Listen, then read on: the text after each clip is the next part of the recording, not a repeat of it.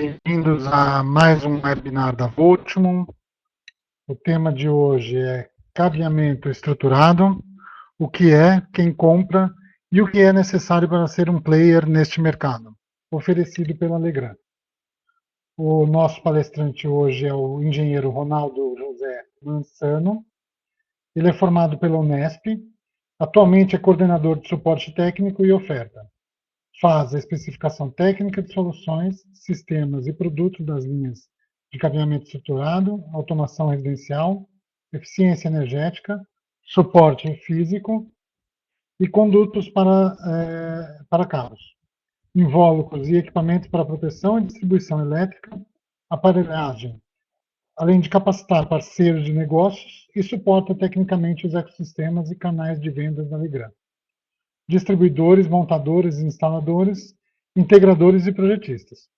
É especialista em infraestrutura elétrica e de telecomunicações para a rede local, manutenção e operação de sites com missão crítica, por exemplo, data centers, hospitais e sistemas bancários. Durante a introdução e até o final, durante a introdução e ao final da apresentação, nós vamos deixar um espaço de bate-papo para vocês poderem fazer as perguntas ou os comentários do evento. Mas, no entanto, esse espaço vai ser oculto durante a apresentação, de forma que nós possamos aumentar a tela de apresentação. Eu peço para que, se tenham perguntas, deixem os comentários, deixem ela para o final, quando vamos abrir essa área novamente. Também, ao final da apresentação, nós teremos disponibilizado um espaço onde vocês vão poder fazer o download da cópia da apresentação, bem como do certificado de participação. Esse certificado ele é genérico, ok? Ele tem um espaço para o seu nome, e se for necessário que nós façamos isso por você, eu peço a gentileza que vocês encaminhem um e-mail para minha colega Ana Vargas, tá? Eu estou colocando o e-mail dela, estou compartilhando ele com vocês, caso seja necessário. Obrigado mais uma vez pela presença. Quero desejar a todos uma boa sessão e, Ronaldo, a palavra é sua. Ok, obrigado, Eduardo. Pessoal, primeiramente quero agradecer a presença e estou vendo aqui pelo bate-papo, né, o pessoal saudando. Agradeço bastante aí o prestígio, né, de vocês. Nós reservamos esse momento aqui para a gente conseguir discutir, conceituar algumas coisas a respeito do cabeamento estruturado, que é uma modalidade que para muitas pessoas já é um tema bem antigo, mas tem muitas pessoas no mercado que ainda encontram essa informação como novidade. Então, a Legrand resolveu abordar o tema hoje como um esclarecimento. A gente tem, lógico, várias maneiras de ajudar aí os parceiros, né? Mas hoje a gente vai estar num nível bem do que eu estou colocando no primeiro slide aí, o cabeamento estruturado. O que é essa coisa, né? Então, vamos em frente. Conceituar o nome estruturado, pessoal, é bem fácil para todo mundo entender o que significa uma estrutura, como se fosse o desenho aí, onde eu tenho uma base de concreto que eu calculei lá para 10 mil quilos. O que eu posso colocar em cima dessa base? Lógico, qualquer coisa que não ultrapasse o quê? A capacidade... Ronaldo, eu perdi a sua voz.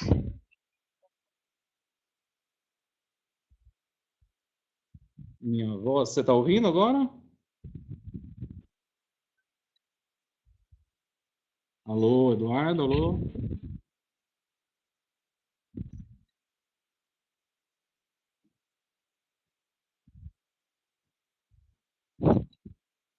Alô, Eduardo, está ouvindo? Estou ouvindo agora. Ok, vamos em frente então. Como eu havia colocado, né, uma base de concreto é uma peça que a gente produz ela com a finalidade de suportar uma determinada estrutura. Mas ela pode ser utilizada para várias aplicações. Então, eu tenho aqui um exemplo de uma caixa d'água em cima dessa base, tenho vai ter toda uma série de vibrações. E eu coloquei aqui um exemplo bem fora da curva. Se eu quiser pousar uma aeronave nessa base, por mais que eu tenha produzido ela para suportar o peso, o impacto, ela não tem um formato adequado para que esse avião pouse. Ou seja, não é só a questão de eu ter que me preocupar com a capacidade, e sim também com alguns formatos que vão ser convenientes para estar recebendo um determinado sistema.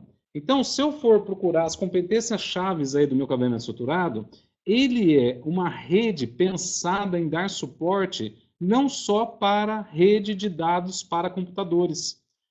Isso também é possível, isso foi o que originou, né, o cabeamento enquanto pensando em escritório, só que o cabeamento foi tomando o corpo de estrutura, por quê? Eu consigo trafegar imagens, consigo trafegar voz, consigo trafegar sinais diferentes até da base que ele foi pensado em 100 ohms, por exemplo, um sinal de circuito interno de TV, onde seria uma base de 75 ohms, eu posso fazer alguns casamentos de impedância para isso ocorrer, posso estar usando uma câmera IP que volta a ser uma base de 100 ohms, ou seja, ele é uma estrutura que me propicia dar suporte para vários sistemas. E, inclusive, está aqui, né? Eu consigo ter voz, dados, imagem e energia. Mas a gente está acostumado a citar energia apenas quando a gente pensa em grandes consumos, né? Vou ligar um motor, vou ligar uma geladeira, vou ligar alguma coisa que demanda uma corrente significativa. Mas existem vários equipamentos com bastante uso atualmente, que eu consigo prover alimentação elétrica através do cabo de 4 pares.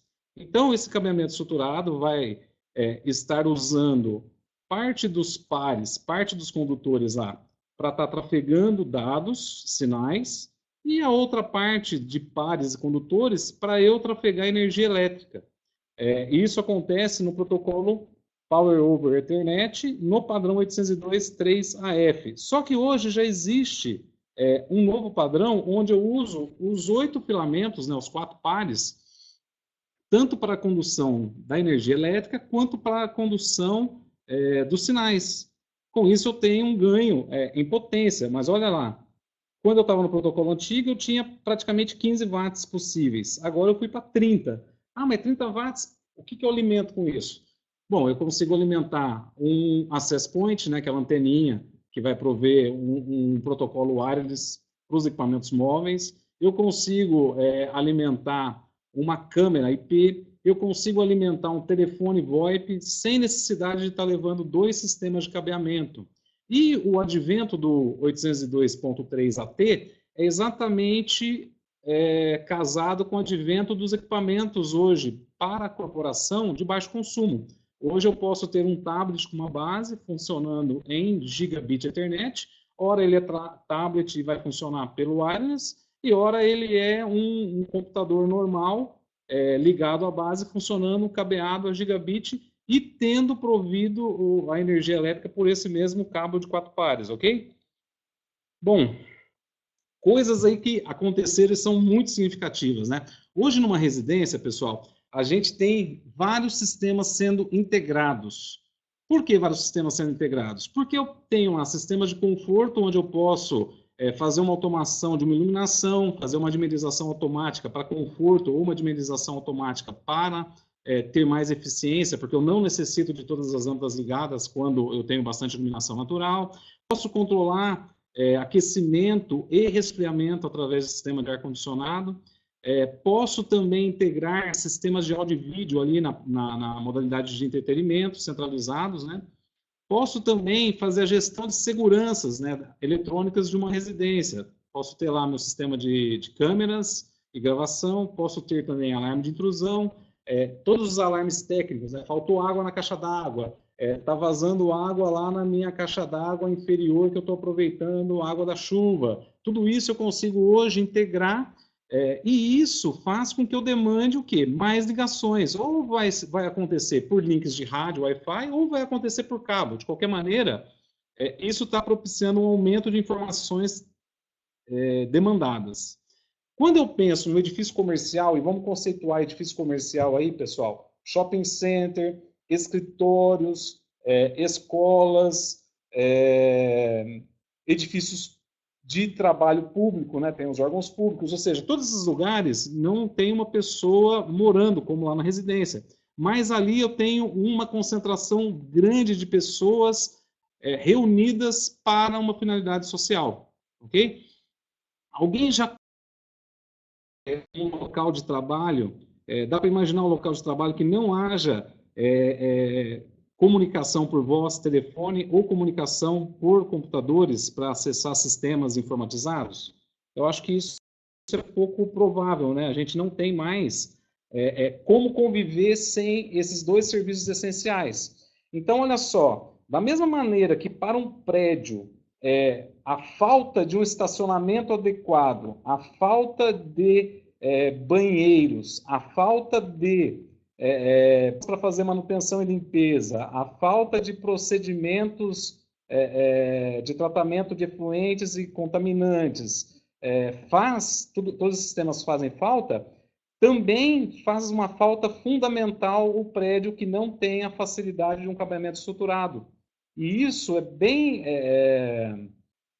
interessante porque o cabeamento estruturado não é pensado para apenas uma modalidade. Ele não é pensado só para voz ou só para dados. Ele é pensado para eu, inclusive, fazer mudanças ao longo do tempo. Hoje eu estou usando um enlace para dados, amanhã eu posso usar esse enlace para voz, para imagem com energia, para voz com energia. Ou seja, eu tenho uma liberdade, um grau de liberdade de usar aquele sistema como facilities. Bom, o que vem ocorrendo, pessoal, que faz eu poder afirmar com toda certeza que, apesar de todos os enlaces em rádio, apesar de toda a mobilidade celular, tudo isso que a gente aparentemente não tem fios ali nos primeiros metros, causa uma necessidade enorme de infraestrutura cabeada ou com cabo de cobre ou com cabo de fibra ótica por trás. Então, um dos debates lá na FutureCon, né, 2014, em outubro, né, foi o quê? Era da mobilidade. O que isso está contribuindo para a transformação da sociedade? Do ponto de vista tecnológico, né, a gente tem mais pessoas aí que a gente pode lembrar um pouquinho, né? O Jobs, o nosso amigo da Microsoft e um ilustre desconhecido aqui que foi simplesmente o cara que propiciou o advento da internet aí, que inventou o hiperlink pelo www, o Tim Berners. Pessoal, toda essa galera aí vem desenvolvendo coisas que estão convergindo para um aumento de demanda de tráfego de informação. Se eu estou precisando, porque sistemas novos estão convergindo para aumento de tráfego de informação, por mais que lá na ponta eu tenha e pretenda ter grau de liberdade com equipamentos móveis, isso faz com que eu tenha a responsabilidade de ter uma infraestrutura com cabos pesada para trás. Outra coisa, tudo isso gera informação. A evolução das redes vão ter que suportar não mais um usuário acendendo trabalhos, e sim máquinas gerando informação para outras máquinas, fazendo um automatismo de decisões de tal maneira que vários equipamentos vão demandar um endereço IP para se comunicarem de maneira autônoma dentro de uma rede.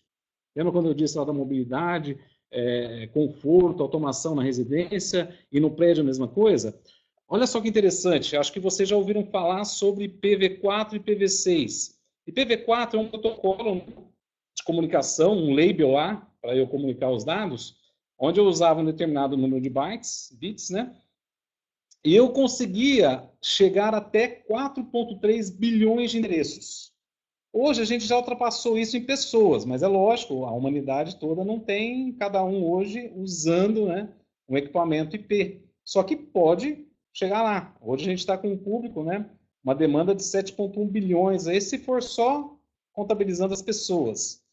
Porém, com esse advento da internet sobre as coisas, a internet das coisas, que é um equipamento conversando com o outro, gerando informação, tomando decisão, devolvendo controle, acionando imagem, ou seja, cada pessoa, daqui a um tempo, vai demandar uma série de endereços IP. Por quê? Vai ter 2 celulares no bolso, vai ter um DVR, um NVR, telefone IP, ou seja, vários equipamentos, e o advento do IPv6 é exatamente em função da gente criar uma fronteira de 50 bilhões de endereços IP usando um protocolo com um label maior de informações.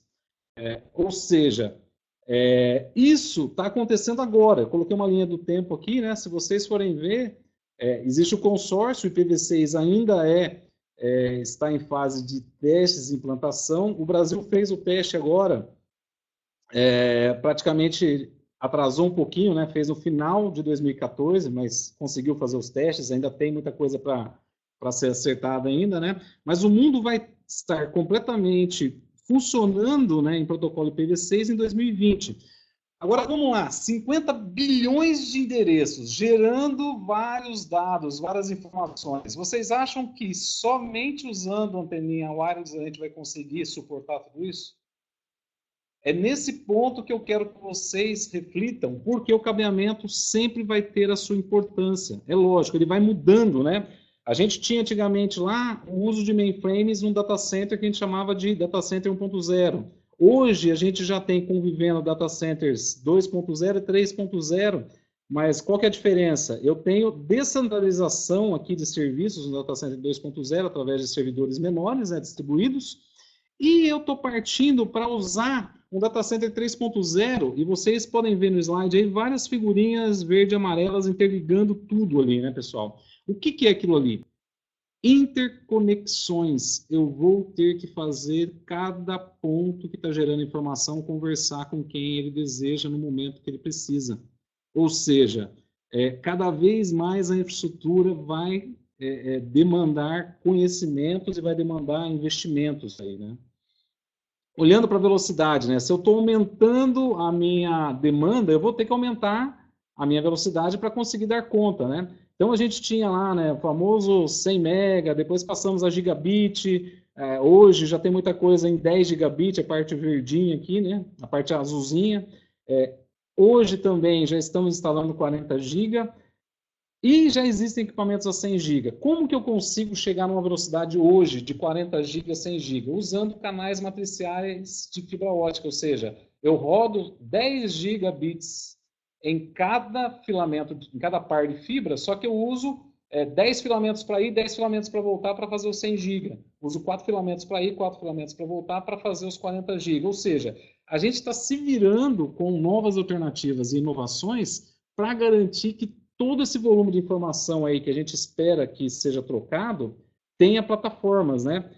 Para eu também implementar isso, eu tenho que pensar que tem maneiras diferentes. Eu posso estar usando cabo de cobre, posso estar usando cabo de fibra ótica multimodo e cabo de fibra ótica monomodo. Pessoal, isso me dá capacidades de distâncias em função da capacidade de troca de informações que eu tenho. Largura de banda, taxa de troca, ok? Tudo isso daqui não é com uma simples apresentação, simples 15 minutos de conversa que dá para entender. Então, olha só, o que eu proponho, né, para vocês refletirem. A gente está falando em relação ao que é o cabeamento. Agora, vamos refletir um pouquinho do que é necessário para ser um player nesse mundo aí.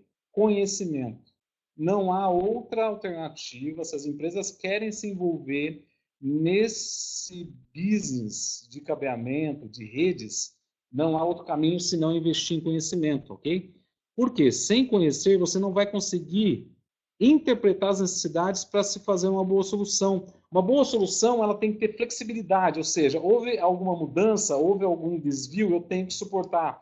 Ela tem que me entregar o sistema funcionando, mas com uma performance adequada. Eu tenho que ter capacidade de crescer e diminuir, se for o caso. Eu tenho que ter uma densidade adequada para confinar os equipamentos, toda a infra, todos os cabos passando por caminhos determinados, ou seja, a densidade tem que ser calculada. Tudo isso ainda me dando segurança de operação, segurança operacional, eu não posso ter um sistema instável que fica caindo todo o tempo, e me dando eficiência, eu não posso gastar muito recurso energético e muito menos recursos financeiros, né? Eu tenho que fazer tudo isso muito bem equilibrado, né? Outra coisa que é necessária é padronização. Se eu quero que um técnico que esteja instalando sistemas aqui no Brasil saiba o que está fazendo quando estiver na Europa ou vice-versa, o padrão vai propiciar essa implantação sem maiores problemas. Se cada um resolver fazer de uma maneira, pessoal, cada um vai ter uma maneira muito diferente, né? E isso não vai ser adequado. Para isso ocorrer, eu tenho 3 conjuntos de normas. De novo, vem lá a demanda de conhecimento, né? Eu tenho normas de componentes, que isso daqui quem tem que se preocupar é o fabricante.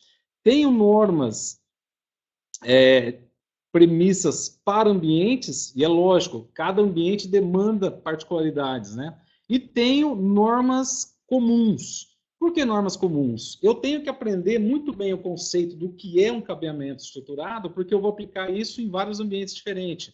Eu tenho que entender muito bem o que é necessário para fazer um bom aterramento, porque eu vou usar isso também para vários ambientes. Eu tenho que entender muito bem como fazer a administração e identificação desses sistemas, para que ninguém se perca durante a parte operacional desse sistema. Tenho que ter também noção de como construir interligações saindo de um prédio, chegando a outro, saindo de uma região de um determinado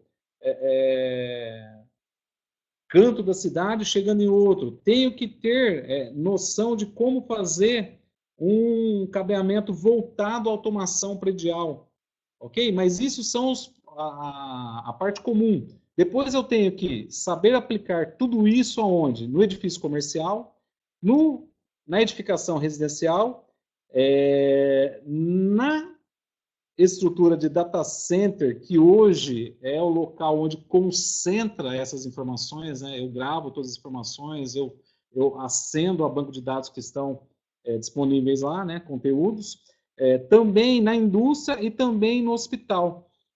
Se vocês forem ver pela numeração dessas normas, aqui vai me dizendo a maneira histórica com que elas ocorreram, né? A última norma aí, que é de 2012, é a 1179, ou seja, é uma norma que acabou de sair do forno, né? A 568C1, 2009, ou seja, é um negócio dinâmico. Por que letra C aqui? Porque a gente já teve uma versão 568, uma 568A, 568B, 568C agora. Porque tecnologia não para, pessoal. A gente não imaginava ter demanda para 50 bilhões de endereços lá atrás. Com IPv6, eu vou ter que ter maiores velocidades e vou ter que ter maneiras diferentes de estar aplicando isso, ok? Então, tudo isso colabora aí, né?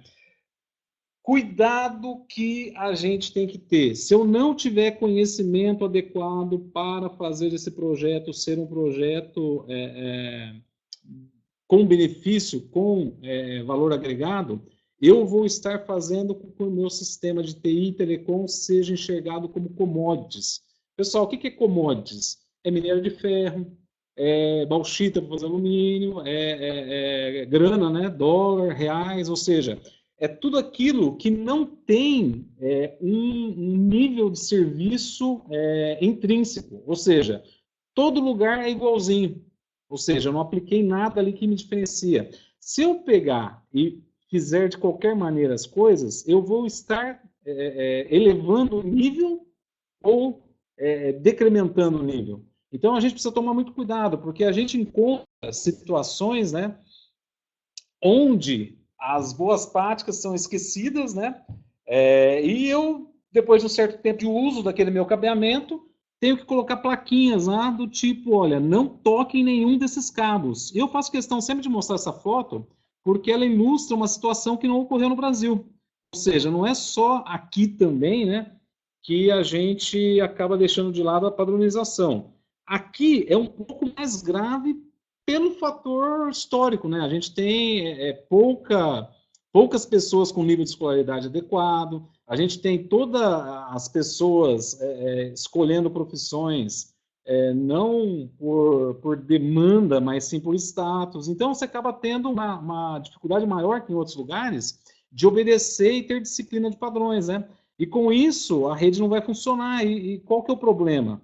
Vai chegar um momento que a gente não consegue nem descobrir, né? Aqui eu estou ilustrando, por exemplo, um instalador que fez uma conexão de duas tomadas com um único cabo. Ou seja, eu não tenho um cabeamento estruturado mais aqui. Eu não posso ligar voz na hora que eu quero, trocar voz para dados, trocar voz e dados para imagem, colocar energia elétrica. Por quê? Aqui o cara confinou a solução nessa tomada aqui, ele só está entregando um serviço de voz, e nessa outra aqui ele só está entregando um serviço de dados, ou seja, isso não faz parte do universo de um cabeamento estruturado que tem que ter flexibilidade para as mudanças. Isso aqui é como se fosse um cabeamento proprietário. Ficaria mais barato instalar aqui uma tomadinha padrão Telebrás, né? E colocar aqui diretamente na ponta do cabo um plug para ligar no computador. E pior de tudo, pessoal, por que isso acontece? Porque também funciona. Funciona muito mal, funciona com uma performance horrível, funciona de uma maneira precária, que a qualquer momento pode parar de funcionar, mas também funciona. Aqui, no meio, a pessoa fez uma emenda. Emenda vai haver oxidação, vai haver agressões do meio ambiente para esse material, de maneira que ele não vai ter a mesma durabilidade de quando ele foi projetado, né? Não basta saber, né? Tem muitas empresas que já estão no mercado há bastante tempo e elas só multiplicam a informação lá para os executores dos limites máximos de distância e acha que isso já é suficiente para a pessoa colocar um rótulo de grande conhecedora de solução de cabeamento estruturado. A regrinha dos 90 metros, 5 mais 5, né? Isso não é suficiente, pessoal. Tem que ter muito mais coisas envolvidas, né? Planejar é preciso, mas não planejar por conta de eu acabar a obra rapidamente, de qualquer maneira, para receber. Eu tenho que planejar, mas com olhos voltados a quê? A real necessidade da minha instalação. Eu tenho que fazer visitas, pessoal, ao local, né, fazer o site survey, para eu identificar o que eu preciso entregar para que a solução seja mais adequada possível para o usuário. Eu tenho que elaborar situações anteriores, ao invés de pegar simplesmente na sexta-feira de comprar cabo e tomada e sair para fazer a instalação, né? Puxar cabo e o pessoal já acha que já vai ser suficiente, né? Só conhecer o quê? A passagem do cabo, conexão nas pontas, pet cord e acabou. Eu tenho que ter um planejamento prévio, de tal maneira que eu faça configurações desde a básica. Aqui eu estou mostrando no vermelho o horizontal, tá? No verdinho a parte de comunicação entre pisos, entre andares, e a parte azul aqui de comunicação entre prédios. Então eu tenho um ponto de concentração principal, ponto de concentração intermediária, ponto de concentração horizontal, que vai estar em cada laje, né, em cada trecho do prédio, e eu vou ter uma ligação direta com a tomada, ou ainda posso ter uma região de cabeamento implementando situações onde eu tenha necessidade de maior flexibilidade, que a gente chama aí dos escritórios abertos, ok? Só que essa é uma configuração básica. Qualquer coisa que rompa aqui, pessoal, um enlace, eu fico sem serviço.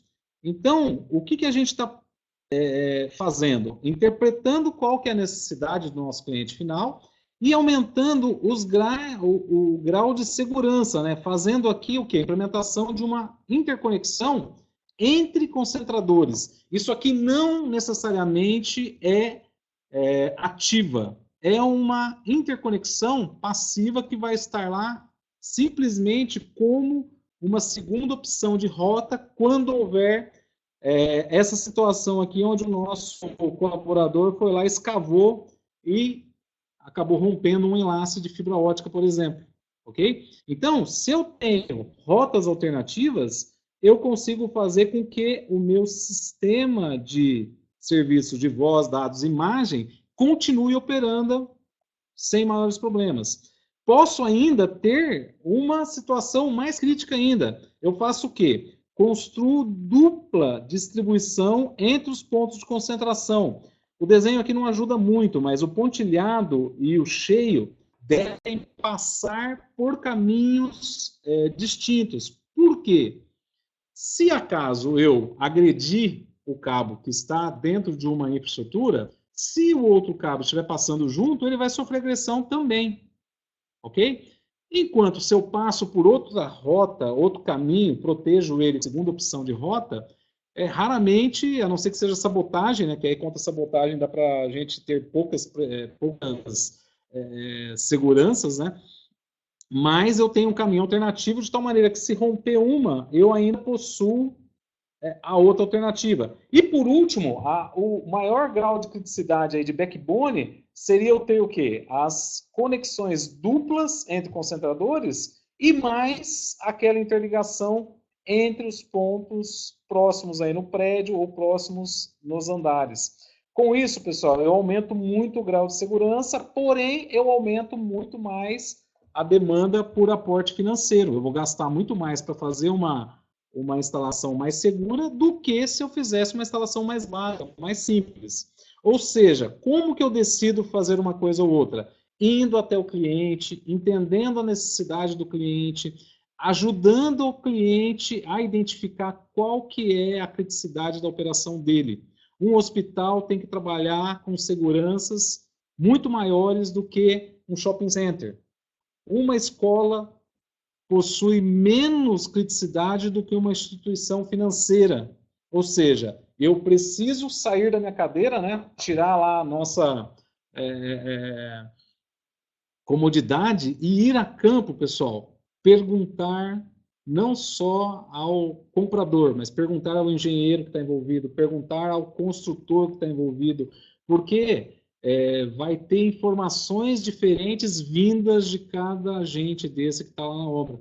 Não adianta você chegar no comprador, porque ele não vai ter todas as informações necessárias para você tomar a melhor decisão.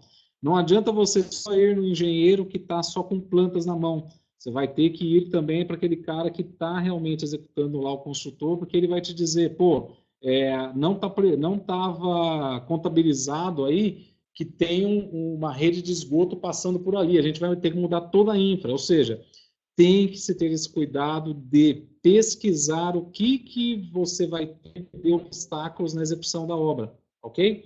E isso impacta diretamente no prazo, impacta diretamente nos custos, né? Que materiais que o ambiente exige? Vamos lá. Categoria 5E, categoria 6, categoria 6A. Ela é uma evolução em velocidade, pessoal. Só que eu tenho sistemas, por exemplo, usados, consagrados ao uso, por exemplo, num call center, onde eu não tenho necessidade de empregar um sistema de altíssima velocidade. Por quê? Eu tenho lá uma pessoa que atende um telefone e uma pessoa que atende a um banquinho de dados em SQL via internet. Ou seja, o consumo de dados ali é mínimo. E com isso eu consigo atender, por exemplo, categoria 5E. Se eu já vou para uma fábrica, ou melhor, para um escritório, uma instituição financeira, onde eu estou fazendo gestão lá de cartão de crédito, tenho milhares, milhões de pessoas fazendo uso do cartão, trocando bits comigo para autorização de pagamento. Se eu fico fora do ar, o que acontece? O cliente deixa de comprar ou ele saca uma segunda bandeira de cartão de crédito do meu concorrente e efetua o pagamento?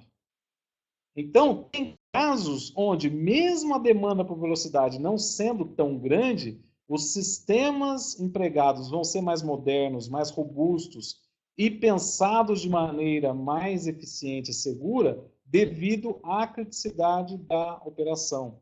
Categoria 6A, isso daí geralmente eu estou atendendo processos muito específicos. Aonde que eu tenho processos que demandam muita velocidade e processos muito específicos? Num laboratório de imagens, num laboratório de cálculo, num data center, onde eu estou concentrando, às vezes, dados de milhares e milhares de usuários. Ou seja, eu vou aumentando a performance e a robustez do meu sistema exatamente enxergando o que é que vai ser demandado em relação aos materiais. A escolha do material depende exclusivamente do que vai ser implementado ali, ok? Outra coisa, sistemas sem blindagem nenhuma, que seria o Unshielded Twist Pair, E sistemas blindados, que podem ser blindados a folha, né, metalizada, foil, unshielded to spare, porque esse F que está aqui, pessoal, ele se refere ao invólucro em cima dos 4 pares. Essa letra aqui se refere ao nível de proteção que eu dou a cada par. Então, se eu pegar esse exemplo aqui, um SFTP, o que significa isso? Eu tenho um foil aplicado em cima de cada par, ok? E tenho um shield, uma malha metálica aplicada em cima dos 4 pares. Ah, mas por que eu usaria um tipo de cabo com toda essa proteção? Porque eu tenho ambientes onde estão instalados fornos de indução, antenas de TV ou rádio, e eu estou muito próximo a elas, e elas emitem a onda fundamental lá da frequência comercial dela, mas emitem na proximidade com a antena infinitas formas de harmônica, né? Então eu preciso me proteger. Isso tudo, num bom estudo, eu consigo determinar se eu vou ter que usar um cabo categoria 5E, 6 ou 6A, se vai ser um 5E blindado ou não blindado, se vai ser um 6 blindado ou não blindado, se vai ser um 6A blindado ou não blindado. E se a pessoa tiver grau de investimento para fazer a obra, ele pode, inclusive, escolher um sistema um pouco mais robusto do que a necessidade dele, prevendo algum crescimento. O contrário é que não é verdadeiro. Se a pessoa não tem como investir em equipamentos, não adianta você colocar o melhor cabeamento lá, porque ele nunca vai demandar a capacidade daquele cabeamento. Então, as coisas, pessoal, sempre têm que ser pensadas dessa maneira. Que materiais o ambiente de aplicação exige em cima do que é possível ser investido, ok? Também existe a capa de borracha do cabo, né? Aqui a gente estava só olhando a construção enquanto compatibilidade eletromagnética, né? Aqui a gente olha o cabo em relação ao seguinte: eu tenho um cabo que pode ser usado em pouquíssimas quantidades de grupo, ou seja, eu posso estar lá 2 ou 3 cabos dentro de uma infra, 2 ou 3 cabos indo para outra região. Por quê? Se pegar fogo nesse cabo, vai emitir pouca fumaça, não porque ele emite pouca fumaça, mas porque tem pouco cabo instalado. E isso vai me causar um resultado final com pouca fumaça no ambiente e vai me prejudicar pouco o usuário. Um cabo CM tem que ser restrito a ambientes corporativos. E depois eu tenho cabos que são instalados na vertical, porque eu vou estar em prédios onde eu tenho que interligar um andar ao outro lá no shaft, e tenho também cabos onde eu tenho um ambiente que tem ventilação mecânica forçada. Se eu estou forçando mecanicamente ali, eu aumento o oxigênio. Se eu aumento o oxigênio, eu preciso fazer com que esse cabo emita menos fumaça ou queime mais devagar. Então, esses cabos, pessoal, eles são escolhidos também em função de um projeto de segurança física de bombeiros do prédio. E o cabo LSZH, ele é utilizado geralmente em ambientes onde eu não tenho uma pegada, uma característica corporativa, porque num edifício corporativo, se tocar o alarme de incêndio, todo mundo sabe onde é a rota de fuga, todo mundo sabe como se comportar. Se eu estou no shopping center, 4 horas da tarde, com o estômago cheio depois do almoço, e toca o alarme de incêndio, eu, mesmo tendo conhecimento, vou sofrer mais e vou gastar mais tempo para sair de lá. Agora, imagine uma criança, um idoso, uma pessoa grávida, uma pessoa com a mobilidade reduzida, um cadeirante. Então, eu tenho que, de novo, olhar o quê? O que o ambiente exige aí, né? Condutores sólidos e condutores flexíveis, pessoal. Sempre eu vou estar utilizando condutores sólidos naquela porção da instalação onde eu nunca mais vou mexer no cabo, em teoria, ok?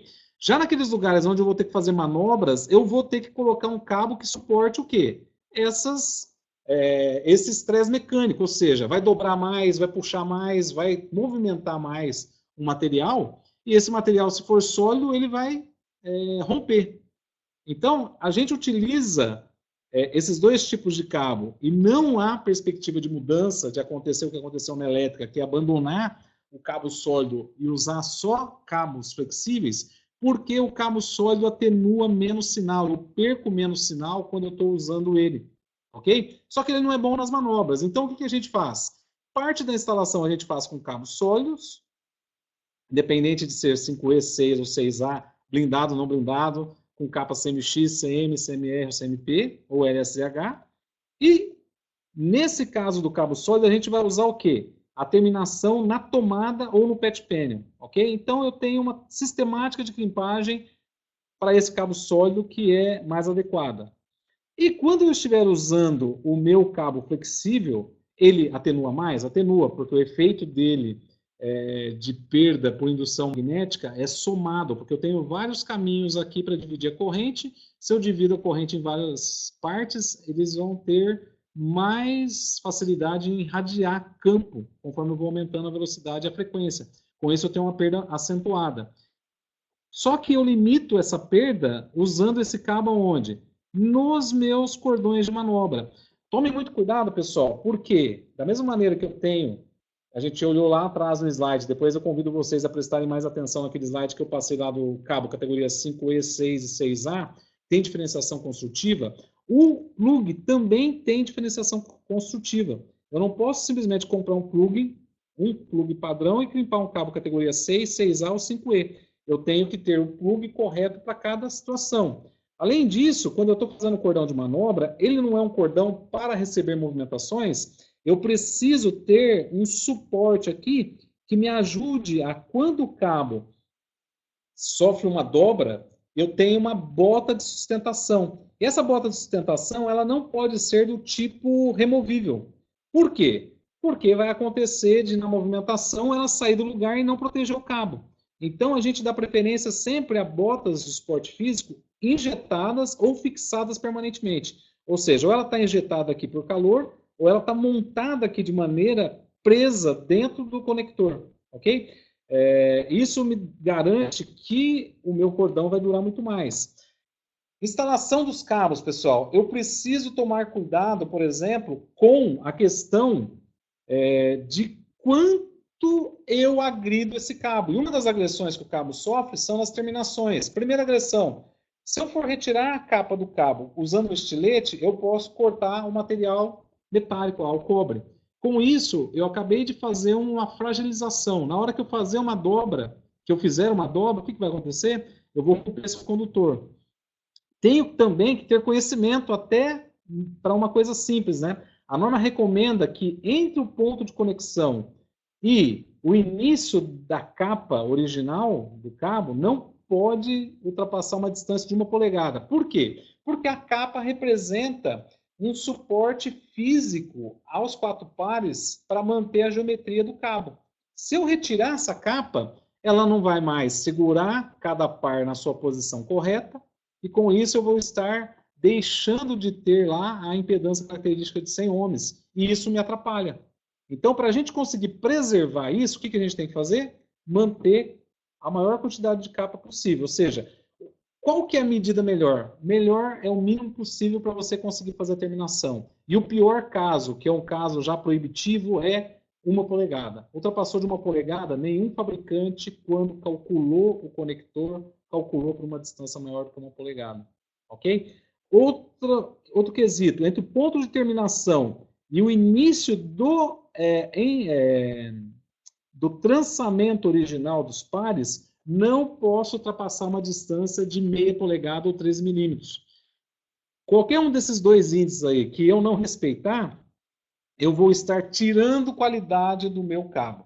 Então a gente chegou agora num momento onde eu posso afirmar com bastante certeza que todos os fabricantes, pensando em trazer um teor de imunização ao erro e também de conservar a melhor performance dos sistemas, estão deixando de usar aquelas terminações tradicionais que a gente usa o put-down para o quê? Usar um tipo de terminação que a gente chama de terminação condicionada. Nessa terminação condicionada, eu tenho um gabarito que sempre vai assegurar para mim um decapamento mínimo bacana. Da mesma maneira, eu tenho anteparos internos, né, que eu vou estar fazendo o destrançamento, e esse destrançamento que eu faço é muito menor do que aquele máximo que a norma também citou. Ou seja, eu condiciono a qualidade da conexão. Quando eu estou trabalhando com um sistema tradicional, eu tenho diversas maneiras de crimpagem. E por ter diversas maneiras de crimpagem, cada pessoa realiza o serviço com um nível melhor ou pior. Quando eu tenho uma terminação condicionada, seja de qualquer fabricante, aqui eu estou ilustrando a nossa, né, a da Legrand, a terminação condicionada acaba trazendo para ela a responsabilidade do sistema funcionar melhor. E o usuário pode não ter tanta preocupação. Outras coisas que mudam na situação de uma conexão condicionada. Eu não estou usando mais ferramenta de impacto e também não estou com aquela geometria retangular. Estou usando agora uma geometria que simula uma situação circular. Isso faz com que eu preserve a minha simetria. Preservação de simetria, pessoal, em qualquer enlace de comunicação de dados, seja com rádio ou com cabo, ajuda enormemente. Ok? Todo conector tem uma placa de circuito impresso para fazer uma compensação devido à falta de impedância, né, devido à falta de casamento de impedância entre o cabo que estava lá com toda a engenharia dele de trançamentos e capa, e eu tive que retirar para fazer conexão. Então, essa plaquinha aqui, azul ou verde, é uma plaquinha de compensação, como se fosse um casador de impedância, ok?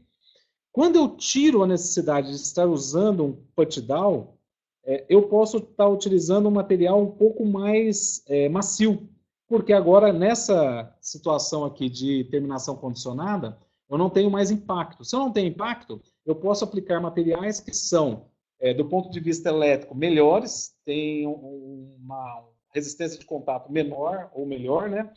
Enquanto, quando eu tinha o put-down, o impacto fazia com que eu usasse material mais duro, de tal maneira que não era o melhor eletricamente. Aqui eu tenho o melhor material mecânico e aqui eu tenho o melhor material elétrico. E o conector não é uma peça mecânica, né? É uma peça completamente de sinais, né? Lembra quando a gente falou no PoE, pessoal? O que muda aí? O que traz de preocupação para a gente pensar na escolha dos materiais? Quando eu estou trabalhando com PoE, que eu mando lá 14.5 ou 30 watts de energia, né? Seja num protocolo ou no outro, eu vou ter momentos onde eu vou colocar lá o meu petcord na tomada e eu vou ter um arco elétrico, porque o sistema está energizado, ok? Arco elétrico significa corrosão. Corrosão significa retirar material. Retirar material significa que o material vai diminuir a vida útil. Então, o que ocorre aí? Tomem muito cuidado, porque a maioria dos fabricantes acaba tendo linhas no mercado que não atendem uma aplicação de protocolo PoE.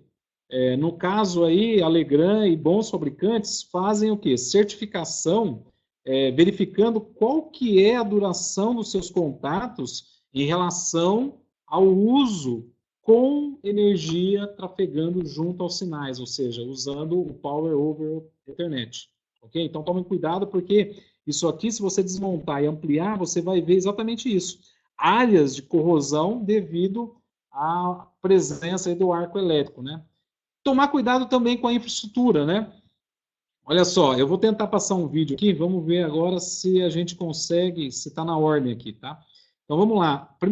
Primeiro vídeo é o vídeo da solução. Vamos lá, deu uma paradinha aqui, reproduzir. É o vídeo que ilustra para a gente essa conexão condicionada, ok?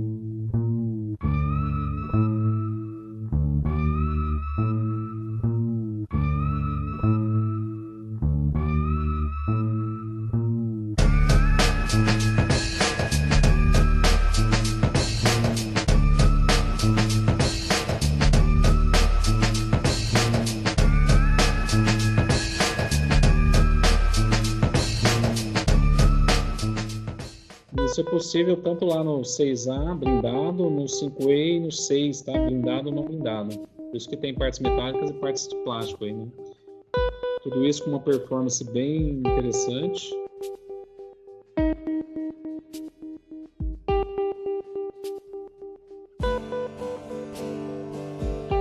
Patch Panel acaba otimizando muito o trabalho aí, tá, pessoal?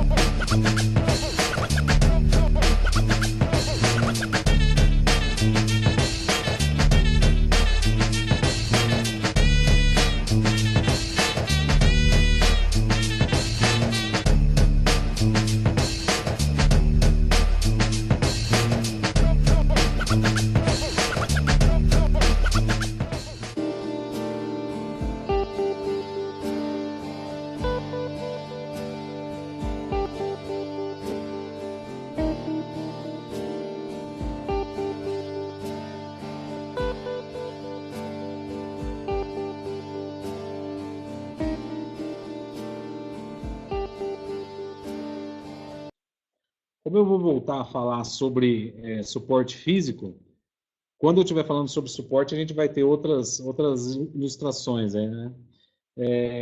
A infraestrutura, pessoal, ela tem a responsabilidade de também suportar o nosso cabo lá durante a vida útil dele, né? Aqui eu estou mostrando soluções aparentes, mas não existem só soluções aparentes, né? Tem as soluções que ficam lá, né? Conduzindo os cabos nas grandes concentrações. Chama atenção aqui que eu já vi esse erro ocorrer em grandes empresas que estão super habituadas a trabalhar com cabeamento estruturado. A norma cita uma taxa de ocupação de 50%, mas essa eletrocária que aparece aqui na foto está calculada, segundo a norma, para uma taxa de ocupação de 50%. Sei que tem muitas pessoas se espantando nesse momento. Explico. Se eu pegar todo o espaço de ar que está aqui dentro, por conta da circunferência dos cabos, vai haver uma área perdida desses 50%. De tal maneira que no cálculo eu tenho que jogar sempre fora metade da quantidade de cabos que eu acho quando eu faço a conta direta da área da infra pela área do cabo. Então, tomem muito cuidado com esse tipo de situação, ok? E na infra aparente, sobrepor, ela sempre acompanha a parede. E ela sempre vai ter que ter uma taxa de ocupação menor ainda por conta das curvaturas dos cabos que ocorrem nessas mudanças de sentido, ok? Então, toma muito cuidado com esse tipo de situação. Opa, voltei. Nesse caso dessa infra aqui, eu também tenho que pensar no seguinte, eu não posso ter uma altura de cabos aqui muito grande. Por quê? Os cabos que estão embaixo vão sofrer pressão dos cabos que estão em cima e vão se deformar. Se ele se deformar, ele perde toda a engenharia que o cabo tem para imunização e performance de transmissão de dados. Ou seja, ele deixa de ser circular para ser um formato elíptico. E isso me causa prejuízo. No cabeamento horizontal, pessoal, eu tenho que administrar muito bem as partes da instalação para eu conseguir identificar e, no caso de manutenção, ser bem ágil, né? Eu quero chegar aqui, onde fica próximo ao usuário, e ter um sistema de identificação que facilite com que eu faça a manobra. Se houver uma desconexão na parte de trás do PET panel ou da tomada, eu tenho que ser ágil no retrabalho ali para refazer a operação. E se eu tiver qualquer coisa intermediária, como ponto de consolidação, também vou ter que identificar todas essas partes, tá? Sistema de aterramento para telecomunicação, pessoal. Está aqui um capítulo que daria para a gente escrever vários livros e elaborar várias teses de mestrado e doutorado, tá? Não é complicado, mas é muito confuso na hora de implementar, porque o pessoal confunde com a parte de proteções elétricas. E aí acaba inventando um sistema independente. Não pode haver sistemas independentes de equipotencialização dentro de uma mesma edificação. Todos têm que convergir para um único ponto. De novo, se a gente não tiver conhecimento, a gente vai fazer o quê? Besteira, né? Então, conhecimento aqui é muito importante, ok?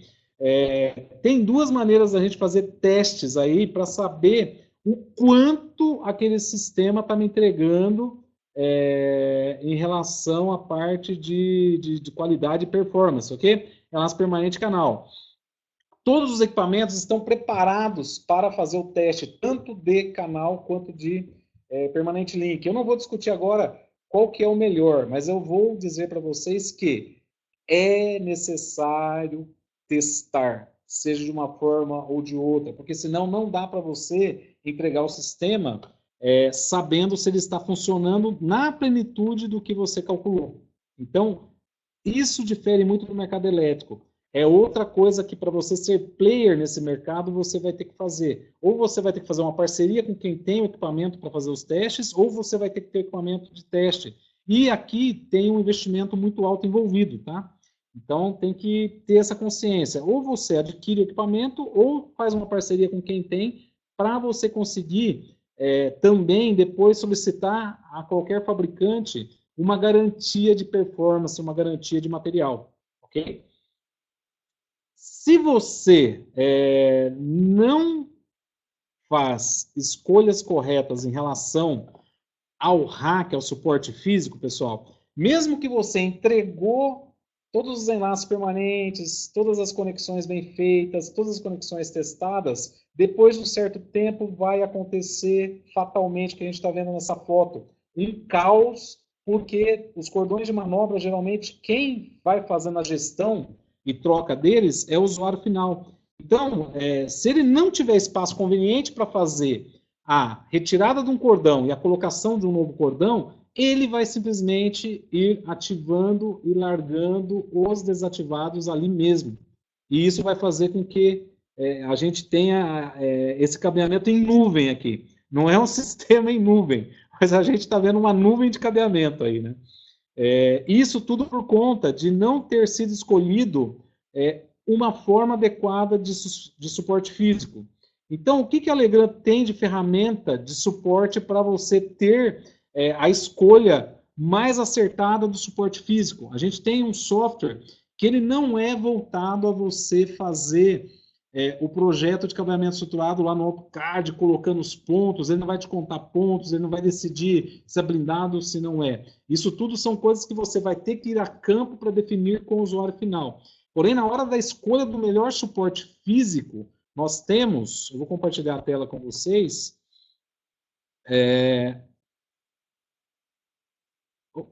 tá, achei aqui.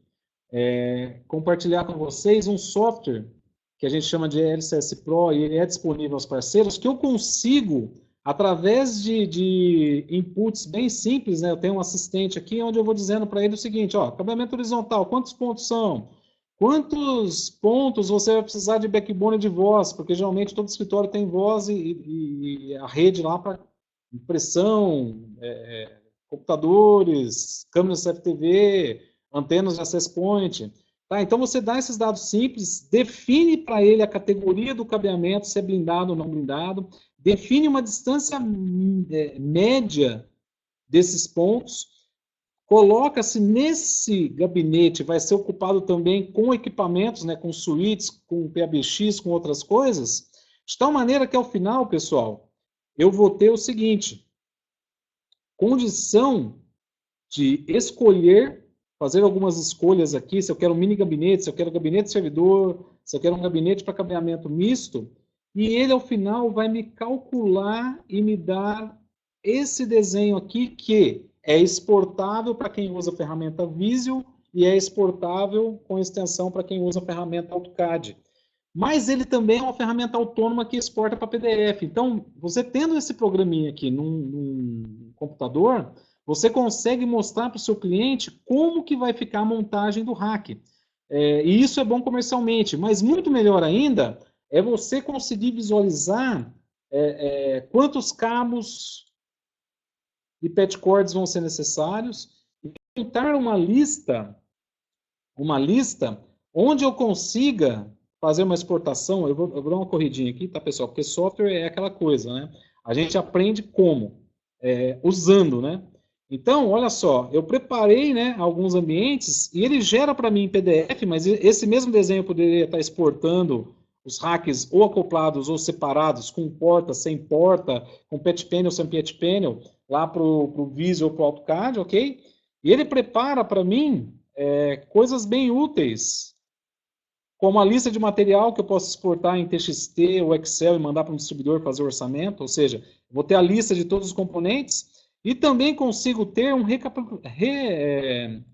maneira de organização, de tal maneira que eu vou ter todas as informações técnicas do meu gabinete e também a informação de U por U, o que é que está instalado, né, de material naquele gabinete. Então, a gente viu lá em cima um gabinete apropriado para uma instalação mista, né, de cabos e serviços, né, suítes, né, está mais voltado ao cabeamento, ali seria um POP, seria um ponto de interconexão. Tenho também os racks que estão voltados para servidores, tenho mini racks para ambientes menores, né. E isso tudo, na hora de eu fazer a escolha, eu ainda consigo interligar o que está interligando cada um deles, né. Tem um cabo óptico aqui de 6 fibras interligando um ao outro. Tudo isso através de simples escolhas que eu vou fazendo, né, na hora da elaboração. Então, eu posso acrescentar um backbone, colocar aqui que daquele painel que eu cliquei, vai um novo backbone lá para o rack do escritório, e eu vou colocar uma fibra 50/125 M3. Quando eu faço isso, ele já vai fazer o quê? Associar que no rack de origem vai precisar de conexão, no rack de destino vai precisar de conexão, entre um rack e outro vai ser necessário a colocação de um cabo, seja um cabo de fibra ótica ou a colocação de um cabo de cobre. E o que é mais saudável de tudo? Eu vou conseguir ter o melhor rack para cada aplicação. E aqui vai ter espaço para fazer a organização de maneira adequada, de maneira que não vai acontecer aquele caos que a gente viu nas fotos, tá? Era isso que eu queria mostrar de potencial aí do nosso software, ok? Então, ele é uma ferramenta que está voltada e é fornecida para os parceiros de negócios aí, para a gente conseguir fazer a escolha do gabinete adequado. Então, para entregar um serviço que depois, fazendo a gestão de colocação de cabos de manobra, possa ter espaços suficientes, né, seja para ambientes pequenos, ambientes maiores. Aqui eu tenho uma família de racks de preço mais competitivo, tenho uma família de mini racks e racks com um visual e vários acessórios de maior performance. Tenho racks abertos, né, os racks torres aí para 100% de cabeamento e switch, ou seja, tem ambientes lá onde a sala é fechada, eu não preciso usar um gabinete, eu vou estar utilizando então um rack que já tem uma estrutura aberta para me facilitar as conexões. Tenho também racks para servidores, que esse daqui vai até 630 quilos, esse vai até 1.200 quilos, ou seja, para cada aplicação o software vai me indicar qual que é o melhor produto. Chegando até situações onde o software não faz, mas a minha equipe aqui de suporte técnico já está preparada, é um estudo onde no data center eu vou confinar um corredor de ar frio para aumentar a eficiência energética e do ar-condicionado para estar resfriando esse ambiente. Então, a Legrand, ela já tem toda essa família de produtos e tem também o software e o serviço do centro de suporte técnico para estar ajudando aí na escolha dos produtos. Aqui eu tenho todos os acessórios, para quando for um ambiente muito pequeno, eu tenho também alternativa de suporte físico adequado. Temos uma linha que ainda é usando o put-down para aqueles momentos em categoria 5E, que é para um ambiente econômico, né? Eu vou fazer o cabeamento de uma pequena loja, de uma pequena padaria, de um pequeno comércio. É lógico que nesse momento tenho que usar um bom material, mas preciso usar o material high-end, posso usar o material standard. Tenho toda a sinergia com a Legrand em relação a canaletas e suportes físicos, né? Tudo isso, pessoal, para quê? Para atender bem respeitando as diferenciações quando o ambiente é ambiente de escritório e está usando ou não piso elevado, quando o ambiente é um shopping center, quando o ambiente é um edifício comercial para hotel ou para hospital, quando é um ambiente educacional, quando é um data center. Tudo isso suportado por um programa de garantia de 25 anos que ocorre de que maneira? Os profissionais têm que ser capacitados pela Legrand e, ao final, vão ter que usar aquele equipamento de testes e preencher o termo de garantia delimitando o que foi que ocorreu na obra e quais escolhas foram feitas de materiais para que a gente possa arquivar e conseguir dar uma garantia aí que pode chegar até 25 anos, ok? A certificação em São Paulo é feita aqui no nosso centro de treinamento e showroom, que fica aqui na Verbo Divino. Como que vocês podem ter acesso a isso? Tendo contato com a equipe comercial de parceiros Legrand. Ou seja, a gente não tem lá disponível para treinamento de parceiros no site um ambiente que você entra e se inscreve. E sim, você tem que ter relacionamento com nossa cadeia de distribuição e com o pessoal da equipe comercial, até para eles conseguirem enxergar e poderem te ajudar no potencial que você tem. Se você vai atender uma cadeia de hospitais, se você vai atender mais o mercado financeiro ou o mercado educacional. Ou seja, cada instalador tem a sua expertise voltada para um nicho de negócio, né?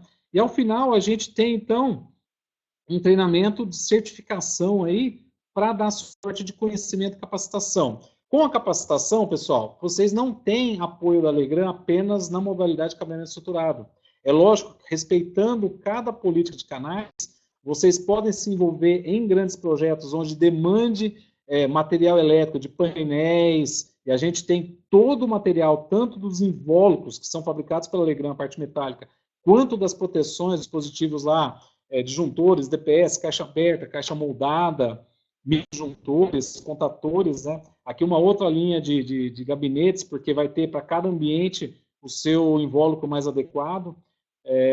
A parte de no-breaks, porque quem trabalha com cabeamento acaba se envolvendo também na estabilização da energia elétrica para os usuários desse serviço de informática, ou seja, não adianta nada eu ter uma boa rede se a tomada elétrica que está ligando aquele equipamento cai a qualquer momento.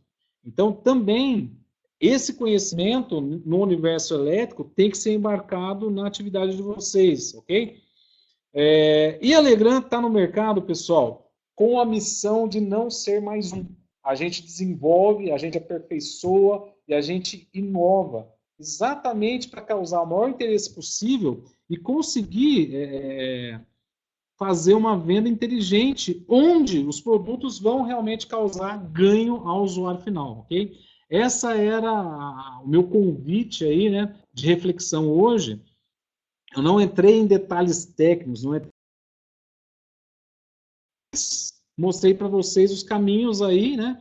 O mercado que compra é o mercado de educação, financeiro, todo lugar onde tem uma rede de escritórios, uma rede de operação centralizada, tem que ter muito conhecimento, mas é um conhecimento tangível, tá? Ninguém precisa fazer faculdade para calcular uma fibra ótica.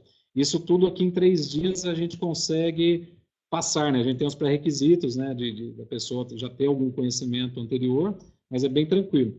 Essa que era a mensagem que eu queria passar aqui, e agora eu deixo a palavra com o Eduardo. Bom, pessoal, agora a gente vai abrir o espaço para as perguntas. Tá? Vamos abrir aqui o posicionamento para o bate-papo. E vocês podem ir fazendo suas perguntas aí para o Ronaldo. Eu vou pedir para que vocês façam o download do certificado e da apresentação, caso vocês queiram, e que, por gentileza, respondam a pesquisa de satisfação em relação ao evento. Tá ok? Bom, o espaço para pergunta está aberto, pessoal. O bate-papo está aí para vocês escreverem suas perguntas. Ok, eu vi uma pergunta aqui que é bem importante. Tem uma pergunta aí para você, Ronaldo. Bem importante essa pergunta aqui. Quais são as normas que são mais importantes? Depende do ambiente que você vai atender, viu, Jamil? Porque se você vai atender um data center, você tem que ter conhecimento na 942, que é uma norma específica para esse ambiente. Se você vai atender um hospital, você já tem que ter conhecimentos na 1175, que os padrões aí para melhor atender esse tipo de instalação. Se você vai para uma indústria, você tem que ter conhecimento na 1005. Se é um edifício comercial, um shopping center, é a 568. O que acontece no mercado é que ele cultua muito a 568, e está certo de fazer isso, porque ela foi a primeira. Pode ver que ela tem lá 4 partes importantes. C0, hoje, né, na versão C. C0, C1, C2, C3 e C4. C0, premissas gerais, é uma norma de suporte, né, de coisas comuns. C1, cabeamento em cobre, ou seja, ela define para os fabricantes, né? Se você está na C2, define para fibra ótica. Vamos lá. Minto, hein? C1 é para o ambiente comercial, C0 premissas gerais, C2 cobre, C3 fibra e C4 é uma novidade da norma C, porque não existe antes, que é o quê? Cabeamento metálico em cabo coaxial, porque tem demandas hoje dentro do data center, dentro de ambientes bem peculiares e específicos, onde eu tenho que ter também dados e sinais sendo trafegados pelo cabo coaxial, ok? Tem uma pergunta aqui sobre norma BNT. A gente tem uma norma muito importante, que é a 14565, e até eu participei lá junto com o grupo, né, que elaborou a última revisão, onde a gente pode ter uma tranquilidade de dizer o seguinte, tanto a 14565 quanto hoje a 568C, são muito aderentes à norma ISO 11801, que faz o quê? Harmoniza para todo o globo como se fosse um padrão único. Então, difere alguma nomenclatura, difere alguma maneira de chamar uma parte ou outra da instalação, ou de um espaço ou outro da instalação, mas todas elas têm os mesmos princípios, né? E é lógico, nós estamos no Brasil, a norma que é obrigatória para nós usarmos, né, é a 14565. Mas eu posso dizer com tranquilidade que ela tem origens, como também a 11801, que é internacional, na 568, que depois desmembrou em todas essas outras que eu falei para vocês, ok? Então, está muito correto o Carlos aí de lembrar, né, da 14565, ela é muito importante e é ela que oficialmente a gente tem que atender, ok? Outra pergunta aqui sobre o software que eu mostrei, né? Ele é disponibilizado para os parceiros de negócio, porque ele é uma ferramenta que a gente utiliza nos nossos projetos, no dia a dia, ok? Para as empresas que vão estar puramente fazendo projetos, também pode entrar em contato, porque vocês são aquela parte de base, né? Vocês definem as bases que vão ser instaladas, né? E isso é importante para a gente também. Mas o acesso é o mesmo. Tem que ser através lá da equipe comercial, contato com a gente aqui pelo 0800 11 8008 para ter indicação de como fazer isso, ou entre em contato com nossos distribuidores, que eles vão saber informar vocês, porque vocês vão ter prontamente atendido na demanda aí, e é um software gratuito para os parceiros de negócios, ok? E a gente encara que é um parceiro de negócio também aquele projetista que vai estar fazendo um projeto com os produtos nossos, tá? Isso é bem tranquilo. Trabalhamos na área de... Outra pergunta aqui. Área de dimensionamento, implantação, gostaria de saber sobre o programa utilizado para fazer aquisição. Tranquilo, acabei de responder lá, é só entrar em contato com a gente aqui pelo 0800, pelo site, que a gente vai estar encaminhando um consultor técnico comercial para estar falando com vocês aí, ok? Como certificar a empresa? O caminho também passa pela equipe de consultoria técnico comercial da Legrand. Vocês vão estar fazendo contato com essa equipe vai estar conversando com vocês para identificar qual que é o nicho de atuação, se é residencial, se é industrial, se é universo corporativo, corporativo hospitalar, corporativo educacional, corporativo financeiro, ou seja, vai estar estabelecendo linhas de trabalho com vocês de maneira que todo mundo tenha uma relação de ganha-ganha, né? A gente vai estar trabalhando com vocês, dando apoio de especificação, apoio técnico de suporte, e espero que vocês também estejam levando a gente e instalando os nossos produtos, ok? Tenho aqui o Daniel Cunha, né? Ele ficou sem áudio por um bom tempo. Eu não sei como ficou a gravação depois, Eduardo, mas talvez, se o problema foi na ponta dele, pela gravação lá ele vai conseguir pegar bastante, né? Eu estava escrevendo isso para ele. Ok. Horário de treinamento da Telegram para noturno, né? Nós temos todos os nossos treinamentos, até por conta da razão social nossa, centrados no horário comercial. Nada impede da gente ter parcerias como temos com o SINAI, com outros órgãos que têm horário noturno, tá? Isso é uma coisa de entrar em contato aqui com a gente para ver o que você precisa. De repente é um evento específico, especial, entre em contato com a gente, o Amadou Diene. Entre em contato com a gente que de repente a gente pode viabilizar. É lógico que a gente é amarrado em normas e regras aí da empresa, né? Mas não vai ser nada transtorno para a gente entender a sua necessidade aí, ok? Opa, vamos lá. Tem uma pergunta interessante aqui. Ronaldo, no tocante a cabo de fibra ótica, você acredita que com o aumento estrondoso de usuários de informações de TI, existe uma tendência de baratear os custos de fabricação desse produto? O governo pode auxiliar a disseminação desse produto? Parabéns pelo evento. Obrigado. Vamos lá. Disseminação do produto, o governo já tem uma coisa chamada Plano Nacional de Banda Larga, né, PNBL, que deu uma certa arrefecida, uma esfriada aí por conta da crise que todo mundo está desde 2008 a gente está navegando numa crise, né? Eu queria estar navegando num outro ambiente melhor, mais propício, mas a gente está navegando numa crise, então houve atraso aí, a gente participou também dessa licitação lá junto à Telebrás, que era o órgão originalmente responsável, né? E isso é um grande anel de fibra ótica que vai passar pelas principais cidades. A gente vai ter 18 pontos de presença bem parrudos aí, né? 18 data centers confinados em containers esparramados no território nacional, que vão depois proliferar vários outros ramos para atender praticamente todas as cidades, ok? Então, o governo está fazendo a parte dele. Barateamento da fibra ótica, a fibra ótica já está num patamar economicamente muito viável. A fibra não é tão caro assim. Se você for pegar um cabo de fibra e um cabo de qualquer outro material, até a gente costuma brincar, né, que cabo LAN e cabo de fibra ótica, daqui a pouco o pessoal vai comprar para fazer varal, né? O que acaba ficando caro são os equipamentos que fazem a introdução do sinal da fibra, da luz na fibra. Esses equipamentos aí que são os transcíveis, pessoal, ele, na verdade, ele tem que ter um protocolo embutido lá, que depende da distância, e ele tem que fazer o quê? Pegar todo aquele processamento de dados eletrônico e transformar em fotônico, e ficar brincando de transmissão de sinal. Então, a fibra hoje, ela só serve para a gente para transmissão em longas distâncias ou transmissão naqueles ambientes onde eu tenho uma indução muito elevada.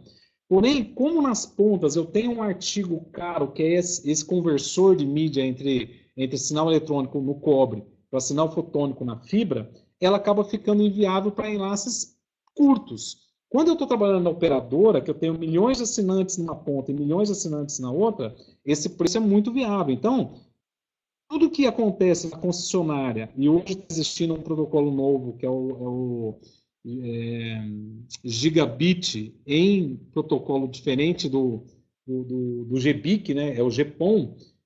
Por que o GPON é viável em fibra ótica e não em cobre? De novo, porque eu tenho muitos usuários para dividir a conta. Agora, quando eu vou para o universo LAN, o que acontece? Eu tenho a interligação de um andar a outro, interligação de um prédio a outro, com poucos usuários. Então, a gente utiliza a fibra com muitas limitações. Eu tenho um equipamento baratinho numa ponta, baratinho na outra, que não é tão barato assim, né? E que não consegue fazer grandes coisas. Quando eu vou para a operadora, pessoal, eu consigo, numa única fibra, usar todo o potencial que eu tenho no equipamento. Com isso, eu consigo, por exemplo, 15 mil ligações por segundo na parte de voz, consigo embutir vários sinais fazendo multiplexação, consigo dividir sinal e assim por diante. Quando eu estou no universo LAN, eu preciso de 2 enlaces de fibra para cada conexão entre 2 equipamentos. E aí acaba ficando um pouco mais caro, tá? Mas tem muito espaço para fibra ainda. A fibra só vai ser realmente 100% do parque quando o computador não for eletrônico mais, for fotônico. Se ele estiver processando em luz, eu não preciso fazer conversão para jogar o sinal dele de uma ponta a outra. E aí vai ficar bacana. Por enquanto, ele é só um artifício para a gente transpor distâncias aí, ok? Parabéns, vamos ver se tem mais uma aqui.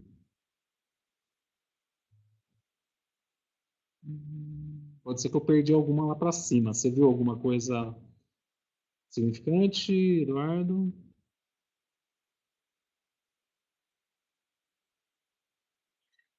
Tem o Júlio, Ronaldo, Eu ele consigo perguntou subir? como ele faz o curso. Eu talvez tenha perdido no meu áudio. Ah, tá. Consegue sim. Eu estou fazendo isso. Como eu posso estar fazendo o curso com a Legrand para estar dentro dos padrões e poder estar dando certificado e garantia para o meu cliente? Não, legal. Eu já Foi até a pergunta respondi. do Júlio. Eu respondi uma parte, Júlio, mas vamos lá. Isso é muito importante para mim, até porque a gente tem interesse de ter bastante parceiros e tem lugares. O Brasil é muito grande, então a gente precisa ter um número bem legal de integradores. Esses integradores têm que ter capacitação para entregar um bom serviço para o usuário final, para esse usuário final ficar contente não só com o produto, mas também com o sistema todo que envolve também a mão de obra. Então, a maneira aí que eu oriento é entrar em contato com o distribuidor que está próximo à sua região, Para você ficar sabendo isso, pode ligar aqui para a Legrand pelo 0800 11 8008 que você vai ser atendido. Eles vão identificar qual que é o distribuidor que está mais próximo a você. Cada distribuidor, pessoal, tem um funcionário Legrand, que é um consultor técnico comercial, prestando suporte. Esse consultor vai marcar com você uma visita, uma entrevista, um bate-papo, para ele conhecer o seu potencial, não para te limitar, mas para te orientar que maneira que você tem que estar trabalhando conosco, que clientes você vai ter que estar buscando no mercado, para você ter uma operação sustentável, né? Porque não adianta você ter, por exemplo, um trabalho sem foco. Você está no mercado e é marceneiro, encanador, pintor, eletricista, ou seja, aí você está ali para defender a sua necessidade instantânea, né? Quando a gente está trabalhando realmente focado, aí a Legrand tem esse propósito de colocar o consultor para estar fazendo um trabalho junto a vocês, para estar otimizando o potencial de venda de vocês. Porque se eu estou ajudando você a vender, eu estou vendendo meu produto também. Então, tudo isso acontece com uma parceria comercial. Essa parceria nasce aí do contato de vocês com o consultor ou com o distribuidor, ok? Sobre o software, entre em contato com a gente também. Estou vendo que tem mais pessoas perguntando aqui. Ele é um software gratuito, porém ele tem a sua distribuição controlada. Então, eu preciso saber para quem eu estou fornecendo, saber para qual finalidade ele vai ser utilizado, ok? Telefone, né? Perguntaram. Ronaldo, 11... você Oi, pode... perdão. Isso, eu ia sugerir que você escrevesse aqui no chat o número Legal. de telefone e um e-mail para contato. Então, vamos lá. Eu acho que facilita bastante. Fone do Serviço de Atendimento ao Mercado, tá, pessoal? Que é o SAM. É o 0800, eu estou digitando, tá? 11 8008. Outro canal seria legrand.com.br. Inclusive, houve uma mudança recente no site, e o site agora está compartilhando mais informações, mais coisas bem legais e úteis aí, tá? Então, os dois canais aí mais genéricos possíveis são esses, e aí, nesses pontos aí, vocês vão receber informação para entrar em contato com o distribuidor mais próximo, ou com o agente Legrand mais próximo da sua região, ok? E aí vai começar aquele processo que eu disse para vocês, que não é um processo burocrático, é um processo simplesmente de coaching. A gente vai estar prestando um coaching para vocês, para a gente conseguir potencializar comercialmente vocês, e parte desse desenvolvimento passa pela capacitação, que também é gratuita. Hoje ela é baseada em São Paulo, mas também, se você estiver em outra região, a gente tem que estudar aí essa demanda para verificar a melhor maneira de saneá-la, ok?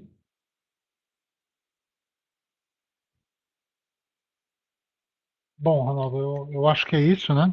Uhum. Eu acho que as perguntas foram respondidas. Ok, De qualquer forma, eu não sei se você deixar o seu e-mail para contato direto com você, não sei como é que funciona isso. vamos lá. Eu vou digitar o e-mail também do Centro de Suporte Técnico. Por que que ele é mais adequado, tá, pessoal?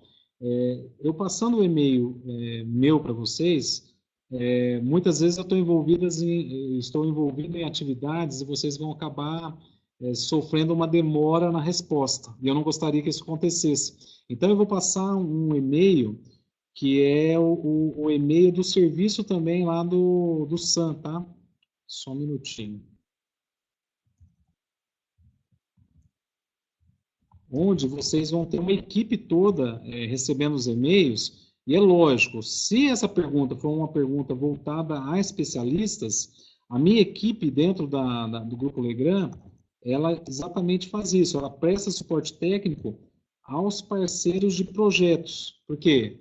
Tem outras estruturas para também atender os parceiros de distribuição, parceiros de instalação de produtos mais consagrados, né? Interruptor, tomada, câmera analógica, né? Mas para essas empresas que vão instalar no-breaks, instalar quadros de grande porte, instalar cabeamento estruturado, a gente tem uma maneira mais direta aí, né, de atender os parceiros de negócio.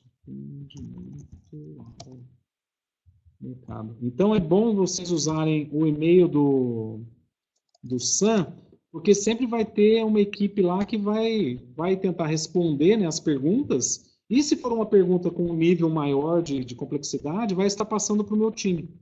Ok?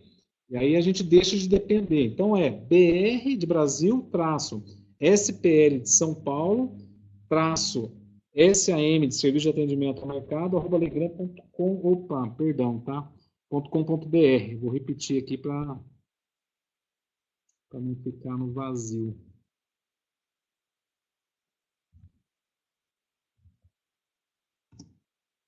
Eu sou muito acessível também. Todo mundo que vier ao treinamento vai acabar recebendo um cartão meu, mas, conforme eu disse, né, não é o melhor caminho concentrar em mim, porque provavelmente a resposta vai demorar mais para chegar em vocês do que se vocês forem pelo uso aí da equipe toda de suporte técnico, ok?